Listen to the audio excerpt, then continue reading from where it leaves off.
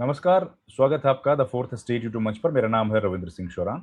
हमारे साथ जुड़ गए हैं देश के जाने माने वरिष्ठ सम्मानित सुलझे हुए पत्रकार शीतल पी सिंह जी। सर नमस्कार, बहुत बहुत स्वागत है सर। धन्यवाद आपको, आपके दर्शकों को, सबको नमस्कार। सर, अब हम लोग चर्चा करेंगे तो ये करेंगे भाई फला पार्टी हार गई, फला जीत गई। जैसे हम लोग हरियाणा की चर्चा करते हैं या बिहार की करते हैं, अब वो तो चर्चाएं खत्म हो गई ना सर कि 4 घंटे तक वोटिंग काउंटिंग रुक गई, वोटिंग से पहले क्या क्या हुआ उनकी तो जिक्र नहीं होगा, वो तो इतिहास हो गया सर। जी जी जी, बिल्कुल ठीक कह रहे हैं आप। वो सब इतिहास हो गया, अब तो रिजल्ट आ गया, रिजल्ट आपके सामने है, आपको मानना ही है। तो अब उन बातों का कोई मतलब नहीं है कि भाई गड़बड़ी हुई नहीं हुई, गड़बड़ी की संभावना हुई। 27 लाख वोटर थे, 23 लाख थे। अब वो चर्चा से बाहर हो गया, हार जीत पर फोकस होगा। निश्चित तौर पर अब हार जीत पे है और थोड़ा पॉलिटिकल मैनूवरिंग होगी। जैसे ममता बनर्जी ने कहा है कि हम इस्तीफा नहीं देंगे, तो अब वो इस्तीफा कैसे उनसे लेंगे, उसका क्या विकल्प तैयार करेंगे, क्या उनको बर्खास्त करेंगे, क्या राष्ट्रपति शासन लगाएंगे, अब ये सब हेडलाइंस रहेंगी 2-4 दिन। इस बीच हिंसा की खबरों की बाढ़ आई हुई है। उनको दिल्ली का प्रेस थोड़ा कम दिखाएगा, बंगला प्रेस में रहेगा और सोशल मीडिया पे ज्यादा रहेगा। ये सब चलता रहेगा, देश ऐसे ही चलता है हमारा। और ज्ञानेश कुमार ने लेकिन निर्देश दे दिए हैं सर कड़े अच्छा। कि भैया हिंसा होनी नहीं चाहिए, हिंसा को रोको। अरे वाह। तो पहले ये क्या उनको निर्देश दिए थे कि हिंसा को मत रोको। मतलब इसी टीम ने 2 दिन में अलग अलग 2 तारीखों में शांतिपूर्ण चुनाव करा लिए, लेकिन यही टीम वहां पूरी की पूरी मौजूद है और शांति स्थापित नहीं कर पा रही है और अशांति हो रही है। कहीं हमें नहीं दिख रहा है किसी वीडियो में कि पुलिस जो वहां आसपास दिखती है वो कहीं एक्शन ले रही हो, रोक रही हो। हिंसा हिंसा करने वालों को मेरा ख्याल है एक खुली छूट भी दी गई है। जैसा कि बीजेपी शासित राज्यों में ऐसे कई उदाहरण हैं, तो वैसा ही उदाहरण दिया गया कि भाई अपना गुस्सा निकाल लो। कुछ ऐसा लग रहा है। वही लग रहा है सर। अच्छा सर, एक बात बताइए, अब बंगाल का चुनाव हो गया, हम लोगों ने तो खैर अपनी तरफ से जितनी हमारी हैसियत है हमने चर्चा भी करी। लेकिन सर अब इन बातों की चर्चा बंद हो जाएगी क्या कि भाई चुनाव में गड़बड़ियां हुई थी, गणेश कुमार ने ज्यादा निष्पक्षता बरत दी। अब ये बातें अगर कोई करेगा तो वो क्या गलत कर रहा है क्या सर? मतलब चर्चा ही नहीं होनी चाहिए कि इन बातों की। देखिए, चर्चा दो होती है। एक चर्चा जो आम फहम होती है, जिसको ज्यादातर लोग जिस पर चर्चा करते हैं या करने पर मजबूर होते हैं एक्चुअली, वो जो चर्चा है उसमें ये गायब हो जाएगा। हमारी आपकी तरह कुछ लोग अभी भी कोशिश करते रहेंगे कि इन पर चर्चा हो, और वो नक्कार खाने में तूती की तरह बजेंगे और गायब हो जाएंगे। लेकिन जो मेन स्ट्रीम है, जो चीजों को विमर्श में लाती है या निकालती है, परसेप्शन बनाती है या बिगाड़ती है, वो जो मशीनरी है, उस मशीनरी के लिए अब ये बहस बेमानी हो चुकी है। उसके लिए अब दूसरी बहस है कि ममता बनर्जी ठीक कर रहे हैं कि गलत कर रहे हैं, कानून क्या कहता है, क्या हो सकता है, क्या होना चाहिए, क्या करेंगे अमित शाह। इस तरह के अनेक शीर्षक हैं जिस पर कई कई दिन गुजारे जा सकते हैं, वो गुजारे जाएंगे। क्या सर, हम लोग भी देखिए क्या कहां से कहां ले आए सर आप हमको। एकदम हैं? एकदम। 27 लाख लोगों को हम लोग निगल गए भाई। 27 लाख। हमने उन्हें मनुष्य योनि में ही नहीं रखा, वो कहाँ है, अदृश्य योनि में चले गए बेचारे। उनके बिना हमने चुनाव करा लिया, नतीजा भी निकाल लिया। अब वो फिर से मनुष्य योनि में आने के लिए दरखास्तें लेके खड़े मिलेंगे सत्ता के सामने।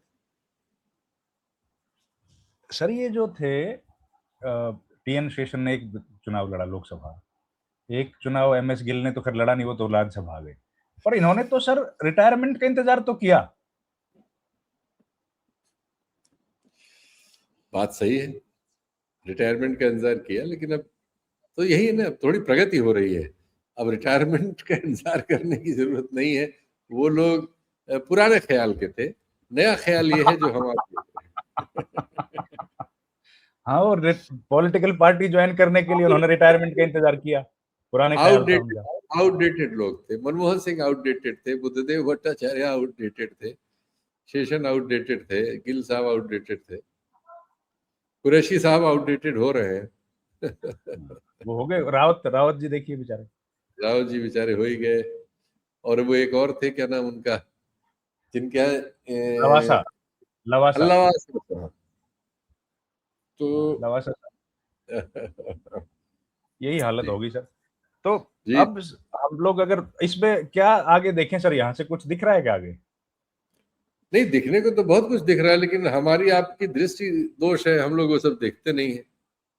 देखने को तो ये दिख रहा है कि देखिए, मोदी जी ने झंडा गाड़ दिया, अरब सागर से गंगा सागर तक फहरा दिया भगवा, और ममता बानो को हरा दिया, और इस्लाम से देश को सुरक्षित कर लिया, इस्लामिक आतंकवाद से, और पता नहीं किस किस से किससे, धर्म परिवर्तन रोक दिया, लव जिहाद रोक दिया। होने को तो ये सब है जी। तो सर ये बंगाल के चुनाव के अगर हम लोग निष्कर्ष निकालें, ठीक है, इसमें तो सही बात है, सब लोग मान रहे हैं कि भाई एंटी इनकम्बेंसी तो फैक्टर रहा होगा, लेकिन खाली एंटी इनकम्बेंसी से ये 2/3 बहुमत बीजेपी को मिल गया, ज्ञानेश कुमार का या चुनाव आयोग का, फिर सुप्रीम कोर्ट का भी जो रोल रहा उसको क्या इग्नोर कर दिया जाए सर, और भविष्य में इन बातों पर चर्चा ना करें? देखिए, इसके दो पक्ष हैं। ये तो सही है कि तृणमूल कांग्रेस का एक हिंसक कल्चर रहा है, इसके सबूत असंख्य हैं, और उसने जो है भय का वातावरण कर रखा था, इसमें कोई शक नहीं। लेकिन सवाल है कि इस तरह की परिस्थितियों का लोकतंत्र में उन्मूलन ऐसे तो नहीं हो सकता कि आप सुप्रीम कोर्ट में, चुनाव आयोग के जरिए और बेईमानी करके करें और उसको सही ठहरा सकें। ये नहीं हो सकता। इसलिए इस चुनाव पर हमेशा सवाल रहेंगे, हिस्ट्री में सवाल जाएंगे, ये सवालों के साथ ही चुनाव के नतीजे रहेंगे हमेशा। जब इसके नतीजे आएंगे तो साथ साथ ये भी रहेगा कि लेकिन इस पर ये आरोप थे, लेकिन इसमें ये हुआ था, साथ चलेगा। वो अब हमारे मतलब मानवीय इतिहास का जो भारत में है, कंटेम्प्रेरी इतिहास का एक चैप्टर है, उसके बिना नहीं होगा वो जी। तो फिर अभी भविष्य कैसे देखेंगे सर फिर हम लोग? भाई आने वाले समय में इलेक्शंस तो होंगे, हर स्टेट में होंगे, अगले 2027 में हम लोग जब देखेंगे, 26 खत्म होते ही तो 7 प्रदेशों के चुनाव हैं पूरे साल में, एक जी राष्ट्रपति का चुनाव। तो सर जी। फिर भरोसा कैसे कायम होगा किसी का? देखिए, भरोसा तो बहुत पहले से टूट गया है। एक्चुअली भरोसा हमारे चुनाव आयोग पर बहुत लंबे समय से नहीं है। सच्चाई है कि इंदिरा गांधी के जमाने में, कांग्रेस के भी जमाने में इस तरह के आरोप लगते रहे, लेकिन उस जमाने में फिर भी भरोसा पैदा करने की कोशिशें करती हुई चीजें होती थी। राजीव गांधी ने शेषन को नियुक्त किया था, लेकिन फिर शेषन अपने को स्थापित करने के लिए उन्होंने चुनाव आयोग ऐसे चलाया कि लोगों को शेषन पे भयानक भरोसा हो गया। वो भरोसा आज तक हमारी आपकी बहसों में आता है। फिर एक राव साहब थे, देखिए जाते हैं वो बिहार में चुनाव उन्होंने कराने की कोशिश केजे की, राव, लालू यादव केजे राव। जी, उन पे भरोसा था, लोगों को हुआ। तो बहुत बार ऐसे नायक आते हैं जो विपरीत परिस्थितियों में भी भरोसा कायम कर देते हैं, और बहुत बार ऐसे भी, अब इनको नायक कहें कि खलनायक कहें, जो शब्द आप चाहें इसमें लगा लीजिएगा, तो इनको मतलब ये अगर सही भी कर रहे हो तो हमें भरोसा नहीं होगा, जो अभी है। तो ये होता है आपके आचरण से, आपके व्यवहार से, आपके फैसलों से, आपके बारे में जो धारणा बनती है। कई बार वो गलत होती है, मैं ये नहीं कह रहा हूं कि हमारी धारणा ही अंतिम है, लेकिन ये आपका काम है, अपने बारे में आप धारणा कैसी बन रही है उसको ठीक करें या व्यवस्थित करके चलें जी। बिल्कुल। ये धारणाएं तो सर अब टूट ही रही हैं, लोगों का भरोसा भी कमजोर हो रहा है, और उसके बाद जो खुल्लम खुल्ला एक चीज हम लोग देख रहे हैं, जो कहीं ना कहीं लोगों की आंखों में शर्म शर्म थी कि भाई सांप्रदायिकता को किसी कपड़े में लपेट के बोलते थे, अब वो भी खत्म हो गया दिखता है। नहीं, अब कपड़े की जरूरत नहीं है। देखिए, शुभेंदु अधिकारी जैसे ईमानदार राजनीतिज्ञ आ गए हैं, हमारे योगी जी ने ये परंपरा शुरू की। अब मैं देख रहा हूं कि इस परंपरा के सभी लोग इस परंपरा को सही मान रहे हैं कि भाई खुली बात करनी है हमको।